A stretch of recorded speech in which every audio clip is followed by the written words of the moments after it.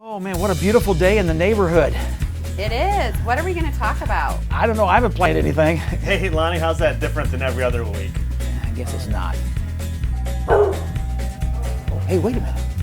Thank you, Sam. I've got an idea. Let's do something about roofs. I said roof. That's a doggone good idea. Oh, both you guys. I like it. Let's do it. All right.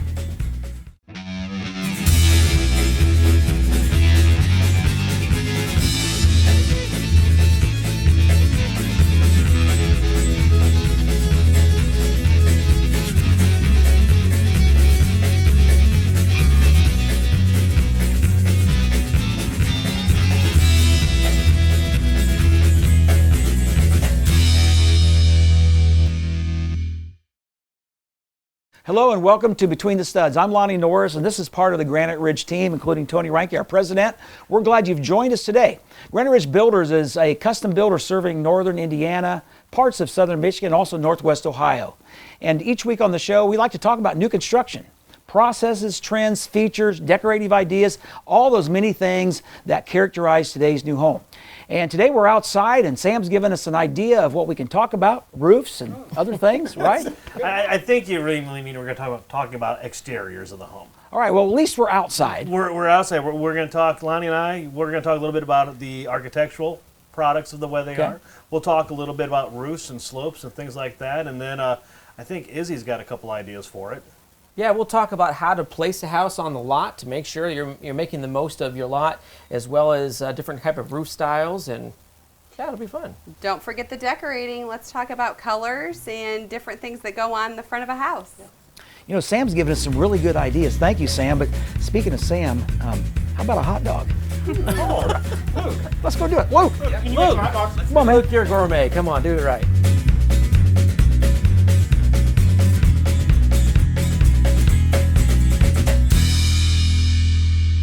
Lonnie, that Sam is brilliant. Our pet, our mascot dog Sam said that today we should go out and talk about roofs. We should go out and talk about exteriors. And we are in this beautiful area called Harbor Villas. Lonnie, tell us a little bit about where we're at. I'm going to do that. By the way, Tony, I like your shirt, but on this bright day, it's a little hard for me to look at it. Well, I'm trying to balance out your shirt. We're going to talk about balance here in a moment, aren't we? We are. But to answer your question, we're out here in the Harbors, which is off of Wheelock Road, behind Chapman's Bridge, in a villa community. We have lots available out here. We have homes that are completed out here, ready to be lived in. Got to buy them first. We have models, a lot of exciting things out here in the Harbor Villas. Right now in Harbor Villas, we have 5 different models that are available, 4 of which are staged, and all of these homes that are up and down this street here can really show really nice balance in the exterior. Now, when I'm talking about balance, Lonnie, what am I talking about? Balance is one of those architectural terms that we try to abide by when we lay out homes. We do build custom homes, so it's up to the customer, but we try to help them in that area. And balance is basically taking the home and cutting it in half, drawing a line in half, and then looking at the 2 ends. And is one weightier than the other? We try to avoid that. We try to make them balanced. So when I'm looking at it, I really picture teeter-totter. Right. Exactly. If I put both homes on a teeter-totter, is it going to stay up there in the center area? Right. Or is one going to slide down like I used to do to my little brother all the time and make him fall down? So when we're talking about balance, we're talking about, do both sides look like and that's pleasing to the eye. And here's a good example with what we've done with the windows, with what we've done with the stone all the way across. If you cut this house in the middle there, this would be a pretty good example of balance. Now, this is a little more of a unique home that we do a lot of now, but it's actually that interior side load garage. Right. So when you're coming and you're looking straight onto the house, you actually don't see the garage at all. Right, and it's something that a lot of people are looking for. You do have to be very concerned about how much distance you have from the garage doors to the end of the concrete in order to get your car out properly. But this works out really well. Typically need at least an 80-foot lot width-wise to make that happen. Okay. We have that here. Now, the one thing that I'm noticing when you're talking about that, because of the interior side load, we have a lot more stone on the front of the house with that. But we have that nice plinth row of stone where the garage is. We have a nice plinth row of stone where this window is. Then we have more stone in the center. Right, it's something different in the center. So again, we think about balance. We've cut the house in half. Is it going to balance? And this one's a good example of balance. Now, another thing that we look at when we're doing the exterior of these homes is not just balance, but it's also symmetry.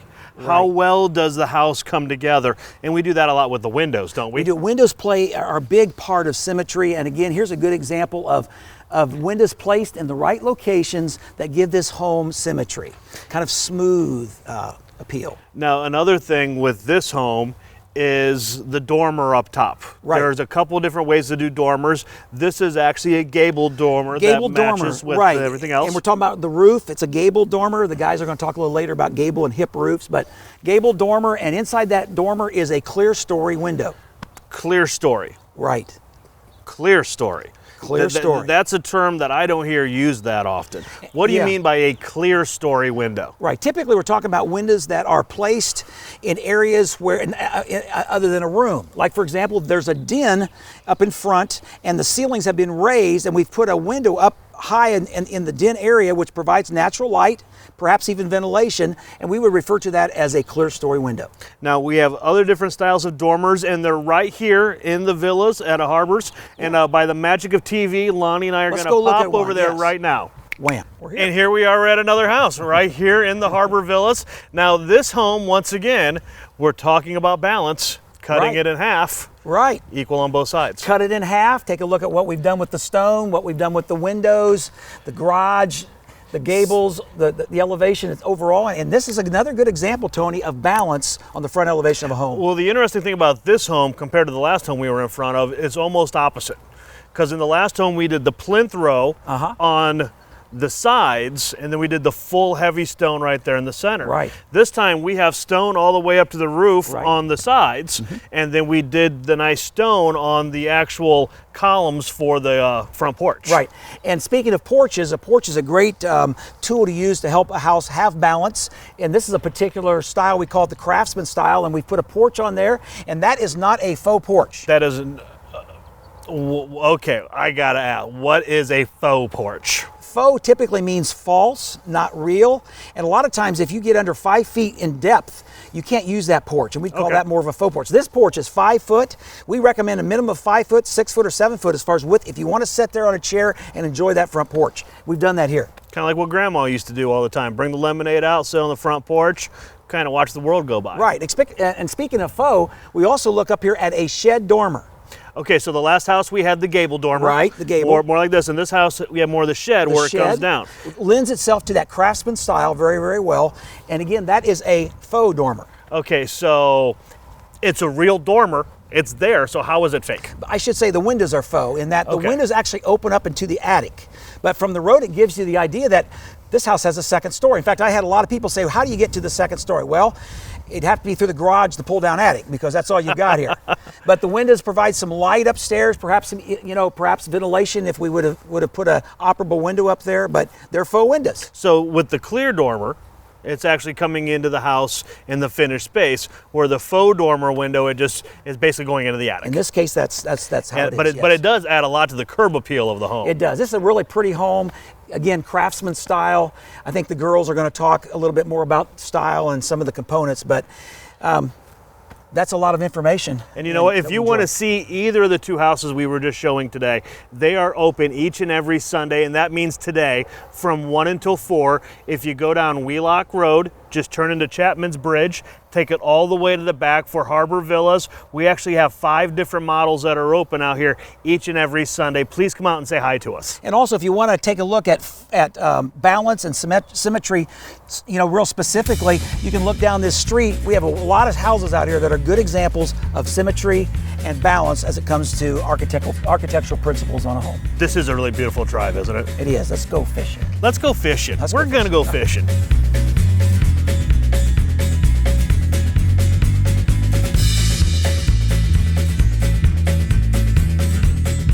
So Izzy, we're out here at 2 of our Granite Ridge construction sites. Now these things are still under construction. We got a lot of work to do, but they're starting to look really, really good. Now we wanted to start with the exteriors where it all begins. The dirt, the lot itself. It's one of the things that we think is very important with Granite Ridge, and it's something that we provide a free service for you to make sure you start off with the right lot. Whether that's in the country or in addition, a member of our Granite Ridge team will come out there to walk a lot with you to make sure that you've got a good thing to purchase. You're not going to get stuck with a lot that's unbuildable. Right, and you mentioned it. It doesn't have to be a lot they already own. It could be a lot that they're potentially looking at buying. And by having us come out here, because we deal with it every single day, we deal with the challenges that certain lots present, and it may swing them to buy that lot or maybe look elsewhere. So I've walked hundreds of lots, and every one of them are different. And the reason we want to walk them is because we mentioned in the beginning, you can either fight a lot all the way through, or you can use the lot to your advantage. And by maybe tweaking, maybe you're out in the country. A lot of people think that house needs to be squared up with the road. Not always the case. Maybe you want to tweak it one way, take advantage of a view that, you didn't think that, you could look out while you're eating breakfast, look out your nook door and see a beautiful view of a ravine or a pond. This house, for example, typically in Fort Wayne, you want to drive up to the front door first, then see the garage. We decided to flip this house because there's a pond right back here. Well, the pond ends one lot before this house. So by flipping that, it gave them a better view of the pond. That's just one example of why you really want to get out and walk these lots. And we've done it for years. We're experts at it. And like you mentioned, it's free. We'll go out for free and look at these lots with the potential homeowner and see if it's something that they want to, invest in. And there's two things we'll bring out there quite often. One of them is a chair, and another is a ladder. What we're going to try to do is to actually help you understand what view are you going to have from the windows in your house. So if you look at a chair flat on the ground, you might think, wow, this is my view. But really, once we get done with that house, it's actually going to be built up a little bit. That's why we bring a ladder, to actually help you see what you're going to see from the inside of your house. And that'll have a lot to do with the placement of those windows. We talked about with lake lots. A lot of times people are going to put the windows a lot lower to the ground so that you have a lower view. And I was confused by that. But why do they do that on a lake lot? Yeah, it's a perfect example. Most lake lots are a challenge to work with, but done right, they can work out beautifully. And one of the reasons that we drop those windows a lot of time on the lake lots is because you think about most of the time lake lots are elevated. And if you don't drop those windows, when you're sitting in your great room and you look out, you can't even see your own dock. You can't see your shoreline. So you can't see if your kid's down there playing on the dock when they shouldn't be. So it just enhances that view. Having those windows in the back. And again, that's part of where maybe looking at tweaking it. Maybe you can enhance your view a little bit better and get a bit longer shot of the lake versus maybe looking at a channel. So yeah, it's something I would have never thought about. Again, that's an advantage of having a Granite Ridge representative out there with you when you're walking a lot. We're there to help make sure that we make the most of every view that you can have possible. And we talked about doing the garages, so that might change the placement according to the lot. What are some other factors that might be affected by the lay of the lot? Well, you mentioned we bring the chair and the ladder. We also bring out a laser. It can be very deceiving. You can look across the lot and it may look like it's a perfectly flat lot. But once we get that laser, the laser helps us, takes our eyes out of the equation. Our eyes can deceive us. The laser, on the other hand, will tell us exactly from one side of that lot to the other side of the lot how much fall we have. And maybe you have a basement. Maybe you want to put the basement on the low side of the lot and the garage on the high side so you don't have as much, dirt to build up. Like we got a huge pile of dirt back there. We have that pile of dirt because there are times where the lot needs, built up maybe 8 inches or more, maybe 3 foot, and we need to compact that in. So that's just another variable that could throw, maybe you're looking at that, it could throw it over your budget if it's got too much fall from one end to the other. We work very hard from the very beginning to make sure that we know exactly what kind of costs are going to be associated with that lot. So having someone come out there and price these kind of things and lay an eye on that and know exactly what to anticipate is very helpful. Yes, it is. So let's move up from the lot. What do we have next? Well, we've talked about some windows. We've also talked a little bit already today about the difference between the types of roofs. Yeah, Lonnie and Tony talked about the hip versus gable. We have both examples right behind us. On our right side here, we have what's called a gable roof, and that's where you can see the siding goes up and kind of creates more of a pyramid look. On the left side here, we have the hip roof. Now, what are some advantages, disadvantages of each? Well, we talked a little bit about that if you have a gable roof, it does make it appear a little bit taller. And then if it's a pitch roof, it gives it a little bit more of a horizontal look, a little bit more kind of even with the land around it. Right. Those are the two that come to mind for me. Yeah, and out in the country, you typically more see the gable roofs because you don't have a bunch of houses in a row. Yeah. So it kind of helps it, just pull it from the land itself, raises out from the land. Now, down in Florida, what do you normally see? A lot of things a lot lower to the ground, and things that have a little bit less wind resistance. Right, so they do the hip roof down in Florida. They hardly ever do a gable roof because of the hurricanes. It's more aerodynamic with the hip roof.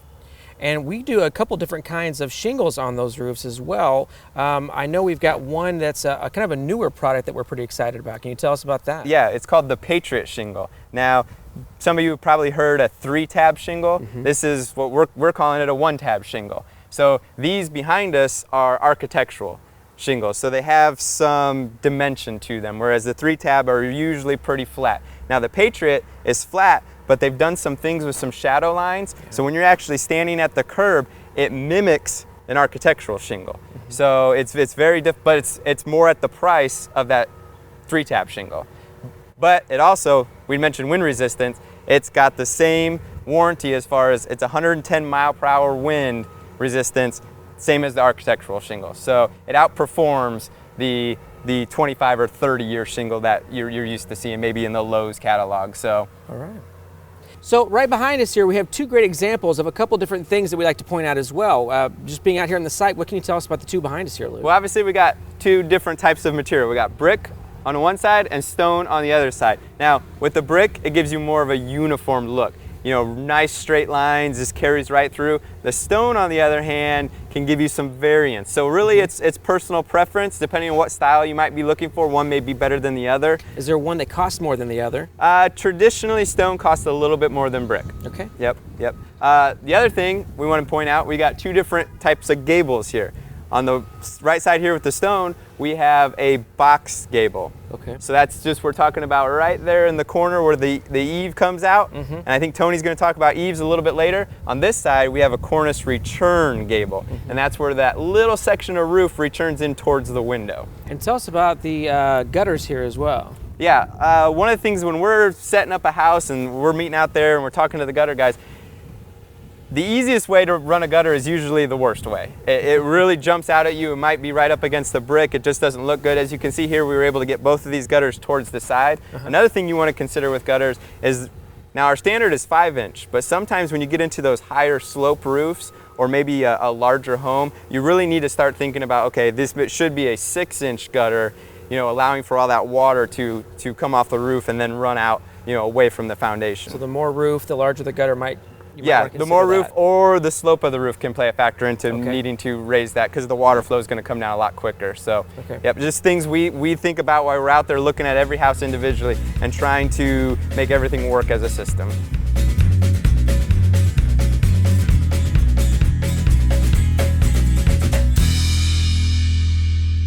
Okay, girls, this segment, what they wanted us to talk about was exterior materials and exterior colors. So I thought we could start with exterior colors. Elizabeth, I heard that an exterior color can make your house either look longer or maybe even shorter depending on what that color is. So what would that mean? That is true. Your color selection is very important. So a lighter color will make your home look larger, and a darker color can make it look smaller, similar to what paint can do to the interior of a room. You also want to keep in mind your setting. If you're on a lake, there's certain colors that really look good with the water, so the blues and the grays will really accent your home. Sure. Maybe if you're in a wooded setting, you may want to choose a lighter color so it can pop, or some of the more natural tones because you're in a natural wooded setting. So I probably wouldn't want a green or a brown because I wouldn't even see my house in the woods. That could be the case. That's why we need your guys' ideas. Thank you. Very true. And speaking of color, we have a lot of colors that are really popular right now that we're really going into those dark siding colors. As you can see here, we have some dark blues and reds and grays and browns, which is really nice. And a lot of people like to accent that with white or cream trim. So we have a lot of contrasting colors on the outside of our homes right now. The other thing that people have to decide with the siding is what style. As you can see on this house here, we have Dutch lap and we also have bevel. You can see as a sample there. Both of those will really change the look of the house depending on what style you go with. And I know one thing to keep in mind, if you're building in a subdivision, they do have architectural control. So when you pick out your selections, the Architectural Control Committee will want to look at them. So if you're dead set on something maybe like an orange, just be prepared that they may not go for that. And that is a great color, maybe more as accents and shake colors. Might be a little much to do as a whole house, but you could definitely try something like that at a lake or different kinds of settings. These are great ideas to make yourself stand out, but you also want to consider that you do want to appeal to the masses. So someday, if you're thinking about selling, maybe you're only going to live in your home 5 or 7 years, you may want to choose something that's appealing to the mass public. So material does make a difference. Now, Kayla, you have decorated probably over 100 homes just this year in the first 4 months, right? Definitely. Okay, what are you seeing on material for the front facade? Example, are you seeing more brick? Are you seeing more stone? A combination? I'm definitely seeing a lot more stone now, manufactured stone. It's a little bit less expensive than real stone, so you get a lot more variety as well. We can do different styles in any color that they have, so it's a really popular one, especially for the craftsman style. This home that we have here, that's a cut cobblestone, but you can do this color in so many different styles to really appeal what looks best for your elevation of your home. The other one that's popular, still, you can't go wrong with brick. It's timeless, traditional. I would say stone is more popular right now, but brick is a great choice and definitely going to stand the test of time. Okay, now Elizabeth, here's the trick that you were teaching me just a few minutes ago. A lot of people don't understand the color of mortar. Could you explain that? And I know at our studio, if they want to, Kayla, they can come out and talk to you. We've got a section where you can show what you're talking about on this mortar color. Explain that. Mortar is so important. Actually, 20% of what you see is the mortar. So a lot of times you'll drive by a house and see a brick that you like, and people come in and choose that brick. Well, when it goes up on the house, it looks different, and that is because of the mortar color. So this is very, very important. And as you can see here, we also have a sample that this is our standard installation type for mortar, but there are a lot of others. There's grapevine and there's weeping mortar, all that can be a little bit more expensive, maybe 35 cents, 50 cents a square foot, so not a whole lot, but it does change the look and something to definitely discuss as you're designing your home. Now, also, you taught me the window color Yes. can either make or break a home. Now, I'm going to let a little secret out that nobody knows, but Andersen Windows, of course, we've been promoting for a very, very long time. I heard, and I'm going to let a secret out, they've got a new color that is actually standard. They Which is do. what? Black. Oh, Wow. everybody wants the black right now, don't they? They do. Everybody wants black. The latest one that they had come out with last year was the bronze, which is behind Elizabeth there, and it's a really dark brown, great color, but people were still just wanting the extra richness of black, and they finally came out with it. It'll be here in a couple of months, so we're really excited about Okay, it. I want maroon. Is Okay. that still a possibility? It is. We actually have it now. It's a little bit more expensive right now, but I would say probably within a year they're going to make that standard too. So you can make a whole house look completely different with any one of these just window colors. Yes. Okay, what about trim colors like you have here? This is a composite material. You can paint this any color you want. Yes. Would you blend it with the siding? Do you like to accent the color? And the corner post would be obviously the same question. It really depends on the application. So many different houses, we take a look at it as a whole. That's probably one of the last items that we discuss with the outside colors, to really tie it all together. So craftsman look, when you're wanting more contrast, I would definitely say trim it out lighter or an accenting color. A little bit more of a traditional look, I would say you probably want to match the siding color and have it blend, or even match the window color. It makes your window look a lot larger. Now, I know on this home we have vinyl siding, but what's common in some subdivisions is the hardy plank, which is a natural material. Can you explain what that is and why it's used? The hardy plank is a fiber cement board, and it's still considered a natural siding, and some subdivisions require that they have an all-natural front, so we'll use the fiber cement on the front. Now, most times people will paint that, and you can paint it any color. They do have some product that come out pre-painted, which really helps in the maintenance. It might add about $1 a square foot or so, but it's a huge plus to not have the maintenance with that. So really, when you see that product, it's because it's a subdivision requirement. Yes. Now, there's one other popular trend that we see a lot, and that's the shakes, the vinyl shakes. Yes. What I'm really excited about is we actually have weathered shakes right now, and it makes it just look a little bit more natural. Instead of just one solid color, you have a little bit of variance in it, and it really makes a statement and a difference. And shake color is great. A lot of people like to do the dark colors for the shake. It really accents the home and brings in a little bit of a different element. And what would that cost, maybe on a typical gable or different parts of the front of a home? I mean, you could be upwards of $900 to really probably $3,000, depending on how much shake you have. But really, not anything that takes away from the rest of the house. Pretty reasonable. Definitely. I think these are amazing tips, and obviously we have got a plethora of different types of ideas and tips for you that we can help you with your material, the placement as you've seen today on the show. Now, before we close the show, Elizabeth, I want to do one thing. I've got a Granite Ridge tip that I'd like to show people on the siding, because vinyl siding, Kayla, is how wide again? We have anywhere from 4 to 5 inches. 4 to 5 inches, and these are panels that they put together. Yes. Well, there's a little bit of a seam and a crease. I'd like to have Elizabeth help me, and I'll show you a little quick tip before we close. So, Kayla, you get ready to close the show, Okay. and I'll meet you in a few minutes. Wonderful.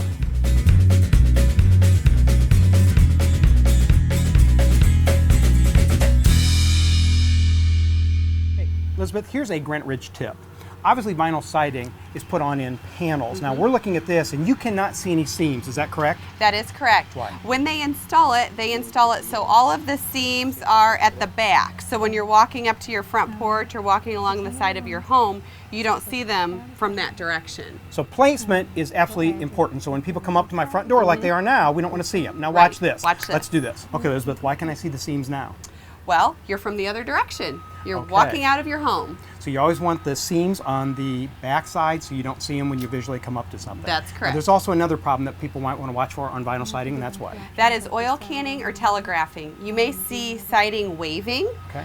and there's two reasons for that. Either it's the installation, whoever installed it may have installed it too tight, so it doesn't have any room for movement. You don't want to nail that too tight. You want to leave a gap, right? So it will actually move, because vinyl will shrink Right. and move. Shrink or expand. Another reason could be the quality of the siding. Our thickness is a .042. The darker colors may be a .044. So the thickness of the siding is another factor. So make sure you always go with a .42. Never get into the .37s or you might have that problem. Good tip.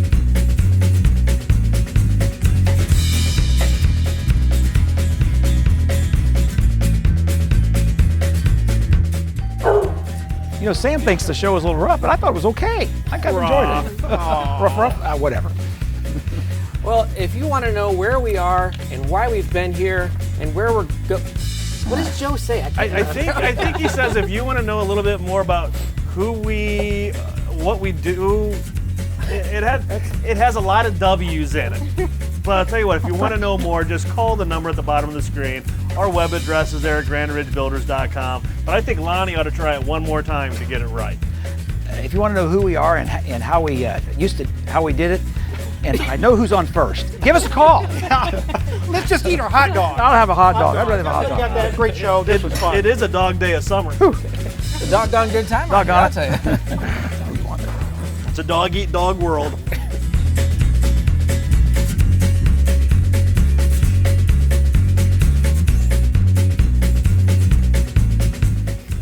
Doggone good way to end the day.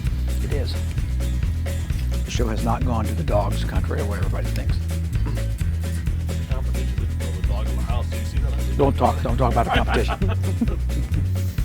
There's people moving around in there, by the way. Yeah. Oh, you're not good. Sorry. Yeah. We're getting ready to show. That's us right there. Yeah. We did some fishing over here. Can we talk about fishing again? We decided we want to go fishing again today. Fishing? I want to go swimming. No, I don't want to see that. Yeah. Hey, Lonnie, I want to become the president of Sam's fan club. He did such a great job today. Where should we send all the fan mail to? How about at info@graniteridgebuilders.com? Make it happen.